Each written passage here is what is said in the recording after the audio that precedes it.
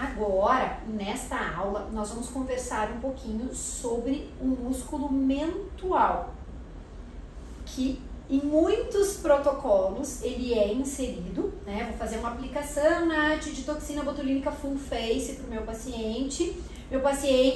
Eu vou trabalhar aqui nos contornos da face e eu quero tirar a força desse músculo, porque às vezes o paciente puxa muito para frente, né? Às vezes o paciente, quando tá falando, o queixinho dele vem lá na frente, ele vira, tem muita força aqui nessa região, né? Fica, às vezes até um queixinho de bruxa, quando esse volume é muito grande, tanto de subcutâneo quanto de músculo, músculo muito denso, ele vira aqui e fica exacerbado para frente, né? E às vezes o paciente quer preencher daí essa ruga aqui, mas na verdade é uma questão muscular, né? Teria que diminuir só a força, a tensão que existe nesse músculo.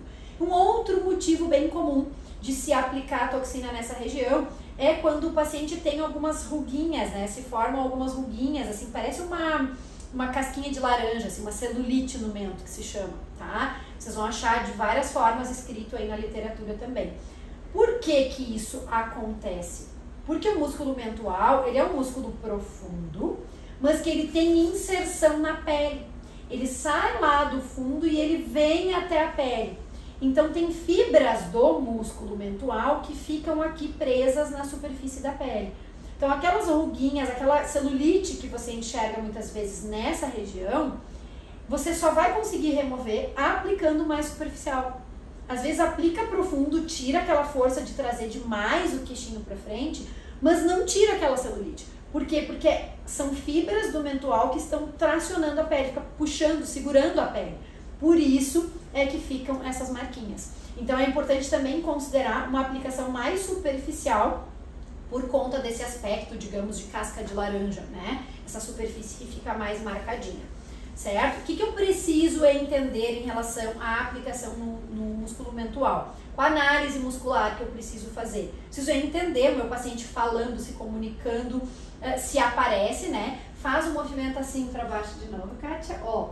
Quando a gente faz esse movimento para avaliar o depressor do ângulo, eu também entendo, ó, ele fica um pouquinho rugoso. Ela tem um pouquinho natural, todo mundo vai ter um pouquinho dessa marca, justamente pela inserção que tem na pele. Pode relaxar, mas tem pessoas que enquanto elas estão conversando contigo, já aparece, a gente chega a ficar agoniado às vezes, né, de tanto que marca aqui.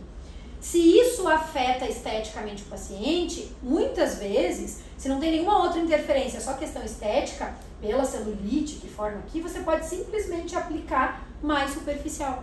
Você não tem necessidade de fazer uma dose muito grande no mentual para tirar toda a força dele, se for uma questão só estética, só por conta do aspecto de casquinha de laranja, tá? Agora, não, Nath. Eu tô fazendo análise muscular e entendi que, nossa, vem lá na frente o músculo dela, ele é muito forte, ele projeta um volume grande de músculo. E essa paciente, eu tô fazendo, por exemplo, os contornos. Eu tô trabalhando aqui mandíbula, pré-jaws, tô trabalhando o lábio também, né? Tô fazendo um preenchimento labial nela, às vezes um preenchimento no próprio mento, e eu identifico que tem essa força. Eu preciso fazer antes, colocar um ácido nessa região aqui do mento, que já é uma área pequena, não tem muito espaço para ele acomodar. Às vezes o paciente tem uma falta de mento muito grande, que você olha e fala assim, nossa, precisaria colocar 6 ml só no mento, sem considerar aqui pré-jaws e para trás, marionete, nada, só no mento, digamos, tá, gente? Você olhou para aquele paciente, ele tem uma retração tão grande, claro, não estou considerando aqui retrações cirúrgicas, né, que o paciente tem que fazer cirurgia. Claro que tem casos que a indicação do paciente é cirurgia e mesmo assim ele opta em fazer algo mais paliativo, né, e não vai resolver totalmente o problema dele, mas já melhora. O pequeno volume que ele consiga ali, ele não precisando fazer uma cirurgia ortognática, às vezes o paciente fica feliz. O que eu estou dizendo aqui? Vamos imaginar, é exagero mesmo, tá? É exagerada mesmo essa sugestão que eu estou colocando aqui só para nós raciocinarmos. Pode virar um pouquinho que eu vou explicar. Então, digamos que eu olhe para o queixinho dela e eu entenda que, nossa, eu precisaria colocar uns 4, 5 ml aqui, nessa região, para trazer a projeção que eu quero. Eu não posso, eu não devo, numa mesma sessão, colocar tudo isso nessa área. Olha que área pequenininha, né? Claro, não é o caso da Kátia aqui, tá? A gente até daria para fazer o aumento dela, ficaria bonito. Mas a gente poderia fazer 1, 2 ml no máximo nela. Estou imaginando uma hipótese de um volume maior. Eu, Natália, faço no máximo, assim, no geral, 2 ml por sessão.